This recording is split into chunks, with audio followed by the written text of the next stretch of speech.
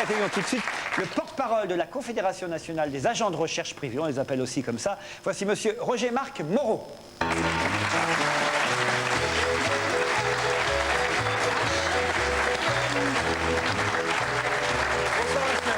Bonsoir.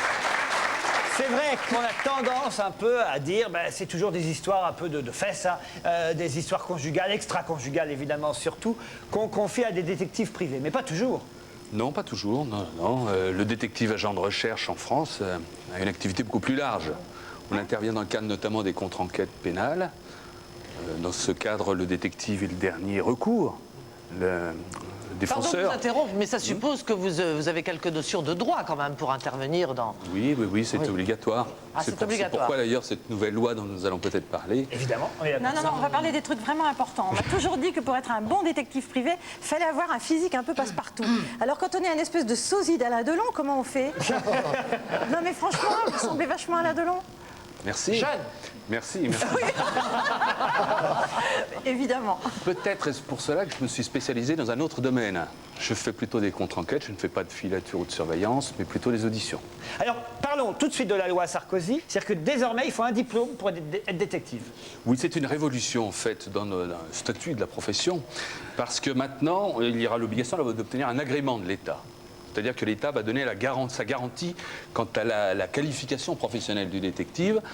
Et en cas de faute lourde commise par le détective, on pourra engager la responsabilité de l'État. Par conséquent, ils vont être très vigilants avant de donner une autorisation, un agrément au détective agent de recherche. Qu'est-ce qui vous fait rire, Jean-Luc? Non, mais parce qu'on est en train de se faire berner, là. C'est Yves Lecoq qui est venu, qui s'est déguisé en Alain Delon, parce qu'il y a vraiment... Mais, Même les sourcils, les sourcils comme ça. Mais surtout les gestes. Ouais, c'est ça, les gestes. On croirait que vous jouez la comédie comme Alain Delon. Alors... C'est ça. On m'avait dit Chirac. ben voilà, mais alors... Oui, c'est vrai. Ouais. Donc vous étiez pour cette loi? Oui, vraiment, c'était une loi qui était réclamée de longue date par les organisations professionnelles. Ça veut dire qu'aujourd'hui, vraiment, moi, si demain je veux être détective, je ne peux Vous ne pas. pouvez plus, tout est bloqué. Pourtant, tu avais acheté l'imperméable, tout neuf. Mais regarde, je voulais te demander une question. Regarde Nestor Burma, tu sais, les marchands. Ils s'entendent très très mal avec la police. Ils sont tout le temps comme ça, comme chien et chat. Est-ce que c'est vrai dans la vraie vie? Oui, souvent, Parce que Guy Marchand s'entend mal avec la police. Est-ce que par exemple, Guy Marchand va. Puisqu'il n'a pas de diplôme, est-ce que sa série va s'arrêter? va s'arrêter, oui. ça, c'est ça que tu veux dire. En fait, vous intervenez là où la police n'a plus de poids, plus de possibilités. C'est un peu ça. Je ne crois pas.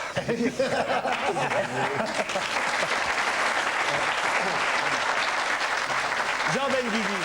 C'est vrai qu'avec cette loi, on a une nouvelle profession, on a une espèce d'avocat à l'américaine. C'est ça que vous tendez à devenir, votre truc. Oui. Et c'est pas simplement des constats d'adultère, savoir si les draps sont plissés dans tel sens ou un autre, quoi. Oui, cela se fait encore quand même, hein, le constat d'adultère. Justement, à ce propos, le constat d'adultère, c'est à partir de quel moment que c'est adultère?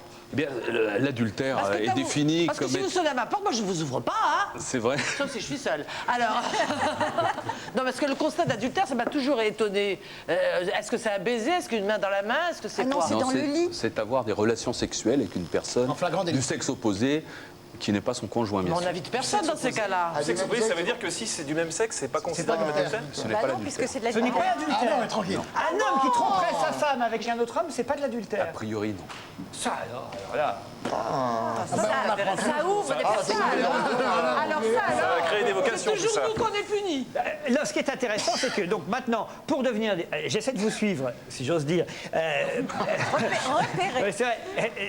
Pour devenir détective, deux solutions aller à Assas à Paris ou à Montpellier, Peut-être une troisième école qui va être... qui va s'ouvrir. Voilà. Mais pour l'instant, en dehors de ces deux écoles-là, pas de salut si on veut devenir Non. détective.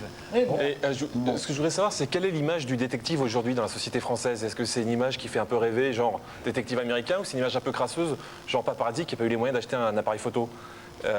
C'est quoi? Parce que quand c'est pas l'essentiel de votre profession, mais quand vous constatez un adultère, quelque part, vous allez rapporter à la directrice.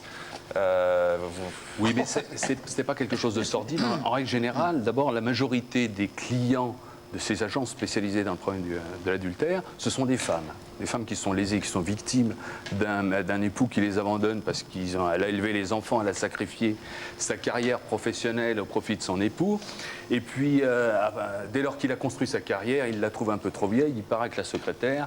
Donc à partir de là, pour se défendre, pour sauvegarder ses intérêts, elle va être obligée de démontrer qu'il y a relation adultère. C'est pas toujours comme ça quand même. C'est la majorité souvent. des cas. Ouais. Vous avez vous-même fait des études de détective? Non, quand j'ai commencé, ça n'existait pas. J'avais n'existait fait du pas. droit. Bah, vous, en tout cas, belle filature. Hein. Eh oui. On l'avait pas faite. On vous souhaite un bon congrès. Vous êtes très sérieux, hein, comme monsieur on voit. Hein. Un bon congrès à Montpellier, vendredi 2 et samedi 3 mai, le 8e congrès des agents de recherche privés, autrement dit détectives privés, hein, on peut dire. Merci, monsieur Roger Martin. Merci à vous.